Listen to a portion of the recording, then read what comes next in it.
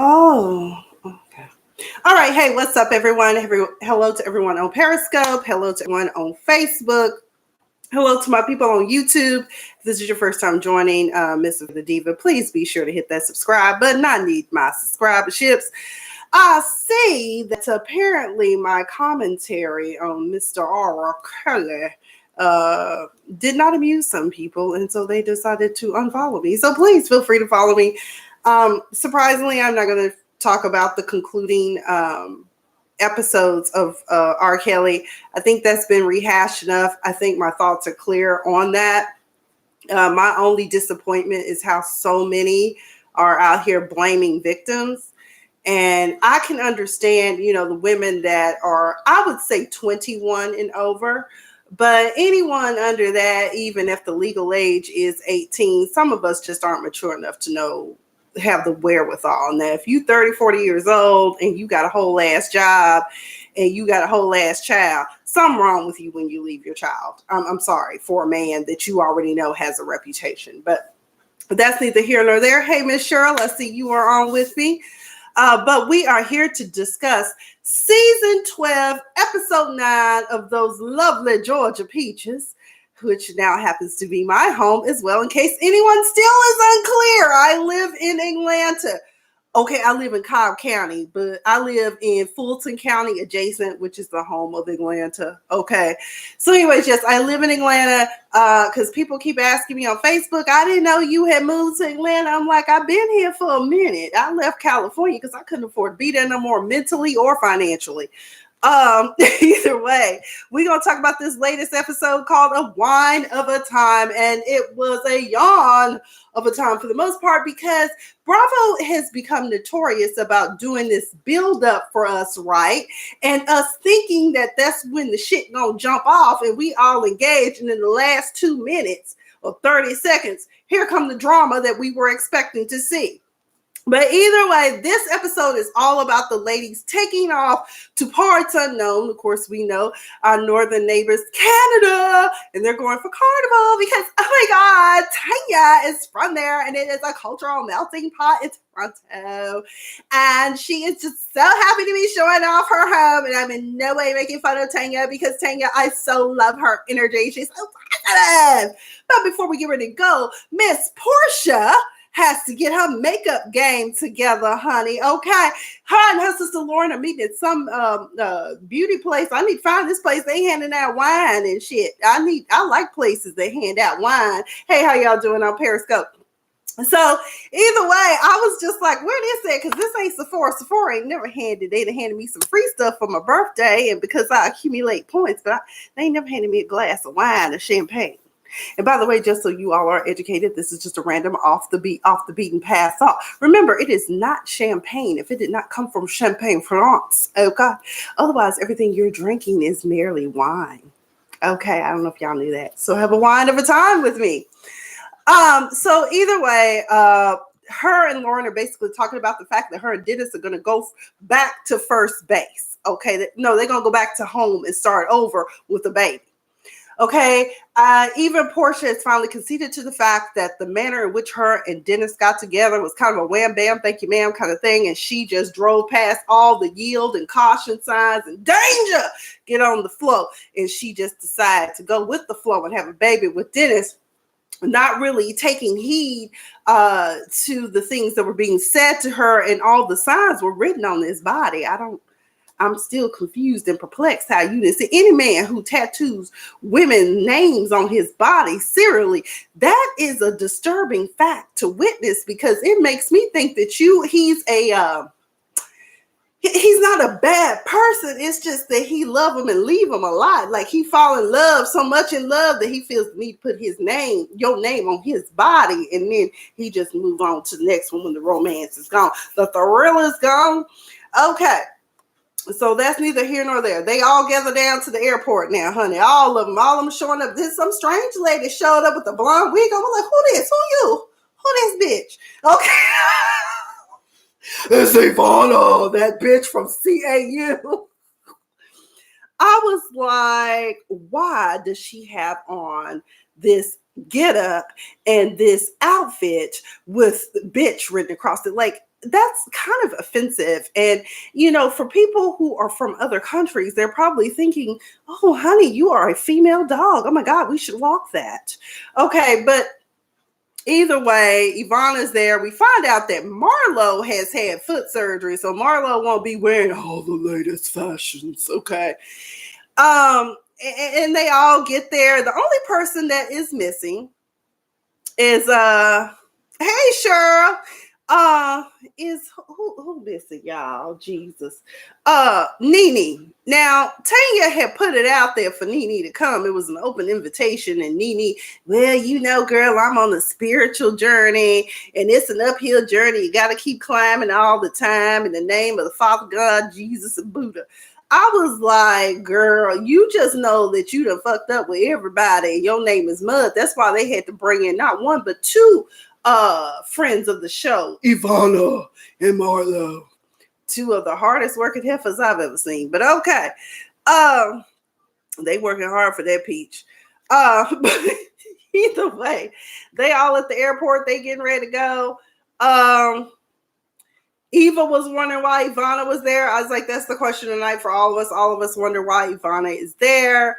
Of course, it would not be a trip. My friend said, time to let Nene go.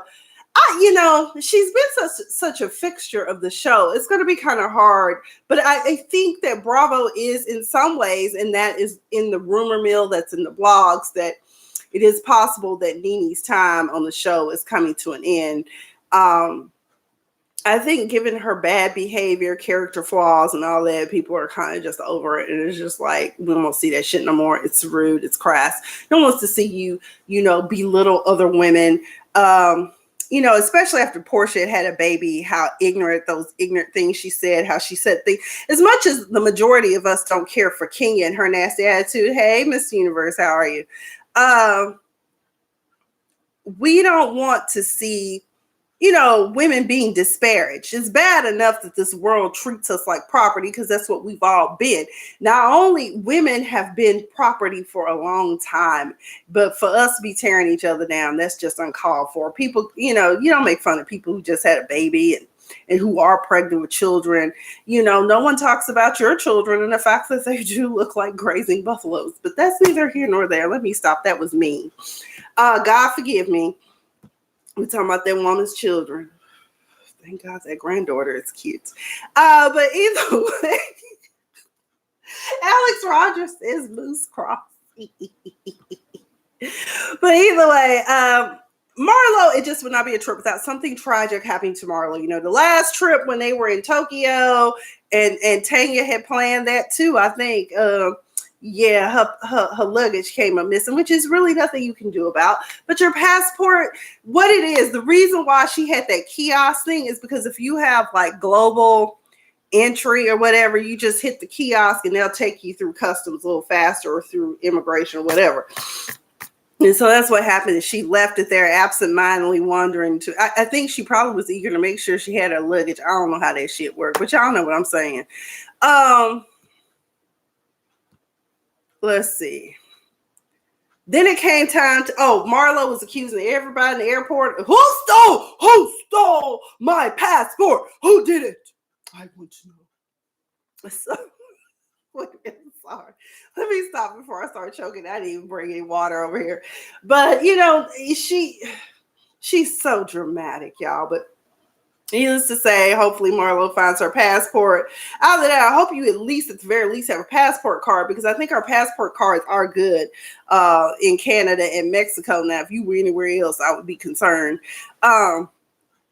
Anyway, Tanya lets them know about the rooms, and Marlo was looking terrified because, she made sure that Tanya got the shitty room, I think, when they were in Destin.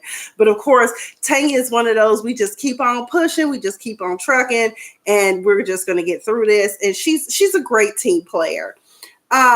Meanwhile, after they all get to the hotel room, the only one that has a different room is, of course, the host. The host got the penthouse suite. Then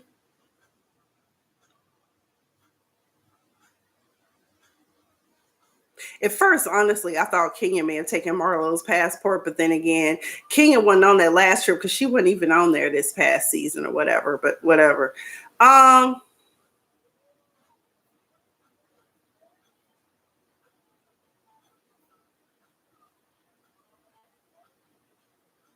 The letter.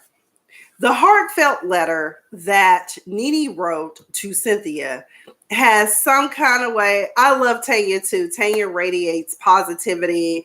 I love her go-getter attitude. And she's, for some reason, I just feel the need to call it the snickerdoodle attitude because when I eat snickerdoodles, it makes me feel good. And she just gives me that snickerdoodle feeling. I don't know how else to describe it. Make sure no one's commenting. Okay. So, some kind of way, Cynthia's letter made it to B. Scott. Love B. Scott. That is who it is. Now, immediately when they're talking about this, it's Candy. Who was it? Candy, Cynthia, and maybe Portia was sitting there too. And Kenya immediately jumps into the conversation and says, oh, absolutely. Nene submitted that to the blogs. I mean, I wouldn't put it past her. Well, outside of this episode, it turns out that Cynthia's letter mysteriously came up missing, but somehow turned up later on.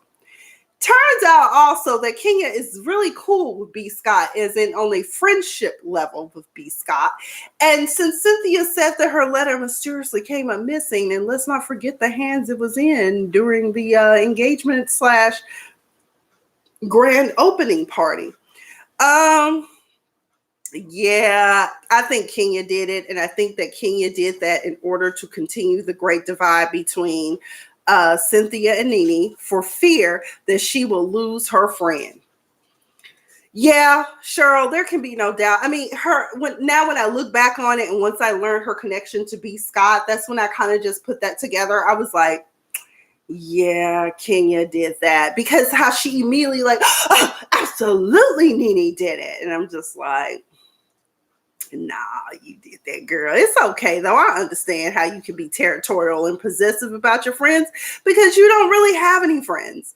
They also sat down to talk about her disgruntled and dysfunctional marriage because Mark is definitely disgruntled and is definitely dysfunctional, okay?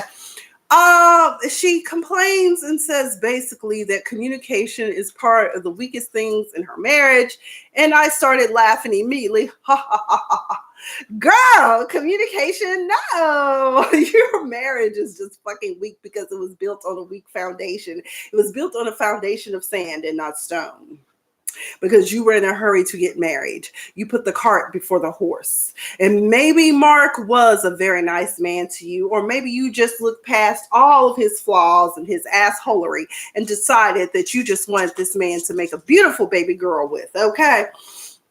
That's what I think happened to you, Kenyon, or as you are known to do, perhaps you paid Mark to get with you, although I don't think you could quite afford him, considering that Mark is very well set up his own self. But that's neither here nor there.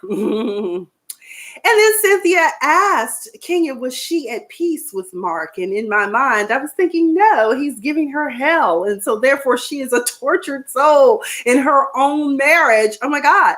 And let's just be real. Mark is definitely not Kenya's happy ending. He is, in fact, her karma. Let that sink in. All the things that Kenya has done throughout her time on the show, possibly throughout Hollywood, I don't know of anything good, can be really sad. I think somebody said she was difficult to work with on that movie Toi that she did. I don't remember, but either way, it's just simple as that. Mark is her karma. If in fact this is a relationship that was set out to be a legit relationship where it is within the confines of marriage, although Twitter has been buzzing and saying that the marriage is not legit either. I don't know. I ain't been down to Fulton County or Cobb County, but because she lives right on the border of Fulton and Cobb, right there in Buckhead. So I don't know, but either way, or y'all can check the New York files too. Well, here comes the fun activity. The first activity for the group the group time, and that is wine time. Come on, everybody, let's learn how to wine. Oh my God, so we can get it, and so we can all look good in carnival. So either way, it was very cool to see the ladies all working. Kenya was not in the mood to come because she's still in total meltdown from the realization that her marriage is, well, it's non-existent, quite frankly. But either way, they're having a great time. I love to see Eva sitting on the yoga ball. She's getting it, building that strong core so that when she pops out this most recent baby, honey, it'll be smooth sailing from down there, okay? Karma for sure, yes. Then I was over there, as usual. Y'all know Portia. She's a character. I was like, what the hell is Portia doing? Like, girl, she said wine. She didn't say twerk. Twerking and whining are not the same thing, Portia. And before you went to Dr. Curbs, you couldn't even twerk because now your booty just moved just like it's supposed to. Oh, I feel like something bit me, Jesus. Oh, tell I've been outside today. Then later on, we see Eva after this session. They all, Candy. Candy and I are kindred spirits in the sense that neither one of us can dance. I am the rhythmless wonder. I can't dance. As I've always shared before, for any of you who watched my videos over the years, I can't dance. When I pledged, I was just grateful that they gave me the simplest possible step when we went and had the little step show, because I was like, I don't know what I'm doing. Please don't make me. So either way, I feel her on that. Eva's on the phone with her husband and is the calm before the storm. I hope that was rose water she was spraying, maybe with a little eucalyptus in it, because she needs to be calm, because the confrontation that's coming on this rooftop as everybody hashes out and has a ponderosa come to Jesus moment with everyone. I think that's very important that people do that, because I think that instead of us all whispering in each other's ears and going around doing this he said, she said stuff, I think it's very important in general for all of us to confront those that we feel who may have wronged us. And then in the end, it turns out, hey, they didn't do shit, nor did they say that. It's just some messy heifer in the middle.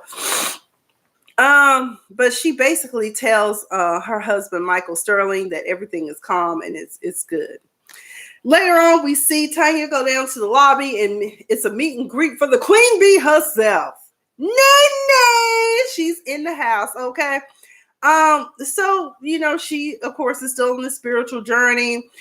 Tanya tells her that the girls don't know that she's here or that she's coming. I have a feeling Tanya must have known that Nene must have decided to take a later flight and avoid being with them.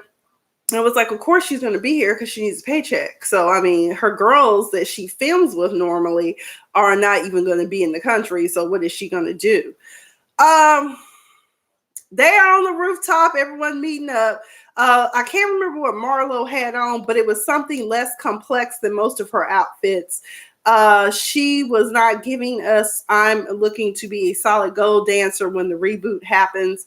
But it was very nice. Yvonne, on the other hand, I felt like she was crying out to Mary J. Blige saying, please, if you do a reboot of Real Love, I would love to be a dancer in the background. Okay. I was like, what in the Sgt. Pepper is going on here? Either way, y'all have to excuse me. I don't know why. Ever since I've been in Georgia, my allergies have gotten worse and worse. And I'm like always doing it. I was like, please no, I'm not on Booger Sugar or the White Girl.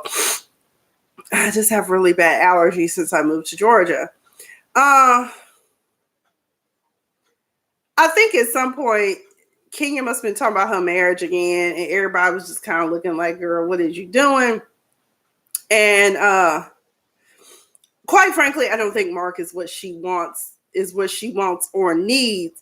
But if she don't get herself together on her mental temple together, no man will ever want her, because I mean, it's obvious that her marbles are not all rolling in the same direction up there. I mean, clearly. I mean, if Mark was to sit back and watch her videos of the old shows, which he probably had no interest in doing, a lot of men don't want to watch that, but he would know Kenya crazy. I'm just saying.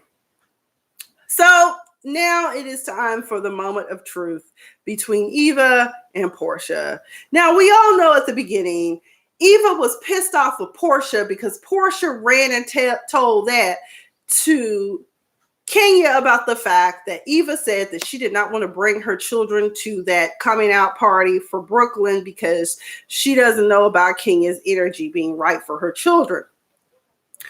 And that set Kenya off. And it also set Eva off on Portia and basically advising that Portia should mind her own business and worry about what's in the blogs. If she wants to, she can forward her some to read about her dysfunctional relationship with Dennis, amongst other things, and also that her cesarean scar should be healing, her incision should be healing. That's what she need to be worried about. The sad part about all of this is that Eva once again denied it. Candy is in the middle. People are saying Candy is the bone carrier. Actually, those duties are being split between her and Portia. Now, the thing about Candy that I like is that Candy don't miss shit. Candy can verbatim tell you everything you said, did. And I also like the fact that she is backed by the agency known as Bravo Producers. Hit that replay. We saw Eva say all the things that Portia confronted her about, and she said, I don't remember that. Oh, Eva the diva. I love you, Eva. I really do. And then I also want to give her the benefit of the doubt. I said, maybe when she's going through these reads, rants, and tirades, maybe she blacks out and doesn't realize what it is that she says. But I was like, okay, girl. But you said it, though. And we're going to run them credits again during the reunion. I just want you to know that. Okay? I don't know. I just want you to know that. Then we come upon Kenya's big mouth. Now, a lot of people, well, not a lot, but a few people felt as though what Kenya said was innocent. It would be innocent, but for the fact that she knew that she was tipped off of the possibility of Mark proposing to Cynthia at her wine store opening. Okay. So Kenya immediately starts to play dumb. Down there starts to go into tears. And she was like, well, Candy was like, but I told you that though. And she was like, I know, but you didn't tell me not to say anything. You are a 47, 48-year-old woman. No one should have to tell you to keep your big flat shut. You are bitter, angry, I don't know, broken, I don't know, you name it. You are textbook. You are so wrapped up in the fact that your marriage is so dysfunctional and in total breakdown until you're willing to ruin the happiness of your own friend. You know, even Cynthia saying, well, you know, Kenya is never that malicious to me. Oh, but sister girl, she be dragging you for filth in those confessionals. And I hope you're watching this season to see how your friend be talking about you all the time and dragging you down and stuff, okay? Because she is malicious. She just doesn't do it to your face. She does it behind her back because that's what she does. She's a snake. And either way, Kenya was playing dumb. She knew it was supposed to be a surprise, and even Mark Hill was a little disturbed by it. Then she was like, I would ride for this bitch. I would die for this bitch. And I'm like, no, she said, this bitch right here. And that's when I just cringed because I hate, ladies, I'm like Jill Scott. Can we just get on the boss? Let's just call each other boss ladies. I don't see why we have to use the term bitch. I know my girl Tabitha Coffee, she likes to use it too, but she changed it into something. But I just really just don't like that term. It's not a term of endearment. I know that my gay male friends love to use it. Bitch, yes. And I hate it, but I still tolerate it because I'm just like, this is just part of your vernacular at this point. But I just call me boss lady. If you feel led to say bitch, just say boss lady. You know, let's just speak some life into each other, okay? But either way, when she said I would die, I was like, I got what was Whitley's mama's name? Miss Gilbert. I was like, just die, just die, just die then, just die. I mean, because at this point, you full of shit, Kenya. You did that shit on purpose. You want to sabotage your girls. Big moment. Finally, the moment arrives when we think some shit about to go down. And I think this episode was an hour and 15 minutes long. Why? Because y'all didn't give us what we were waiting for, and that was Queen bee, arise. You want to be this queen bee, but you can't be. That's why you mad at me. But in Nene's case, I don't think anyone's mad at her for being, the longest standing member of the original Real Housewives of Atlanta. What I think it is, we're just tired of her mouth and her, oh no, oh my God, I'm not going to say I'm sorry, but I'm going to give thoughtful words and cheese and crackers. Okay. But either way, she comes and it's crickets. Because Tanya's like, oh my God, everyone, Nene's here. We're all just like, everybody was sitting like, this bitch, oh, the heifer is here. Why? But either way, y'all, that's all I've got. This concludes my thoughts on Real Housewives of Atlanta. This was a wine of a time. This is episode 9 of season 12. I will be watching tonight. I think the Golden Globes must be coming out tonight. I keep forgetting this is award season. I don't know how I can forget because I spent almost a year at Variety working in sales and marketing, doing this shit, like making sure the layouts got in and talking to the studios. Oh my goodness. But either way, that's all I've got for this episode. I don't know what y'all gonna be watching. I will be back later on to talk about Power. For those of you who have not seen it, if y'all see me talking about Power, just scroll through. I know also Married to Medicine reunion will be on. I didn't get into Married to Medicine this year, but Dr. Jackie, I'll be seeing you soon. So that's about all I've got. Either way, y'all, take care. Again, happy new year to everyone. Remember, this is 2020. We're going to get plenty in 2020. Going to get plenty of what? Plenty of money. We're going to get plenty of businesses. We're going to get multi streams of income. We're going to be doing the damn thing. Okay. But that's all I got. I've been Miss Sophia the Diva, chin up buttercups. The sun will come out tomorrow. I promise you. But in the meantime, in between time, stay fabulous. Good night.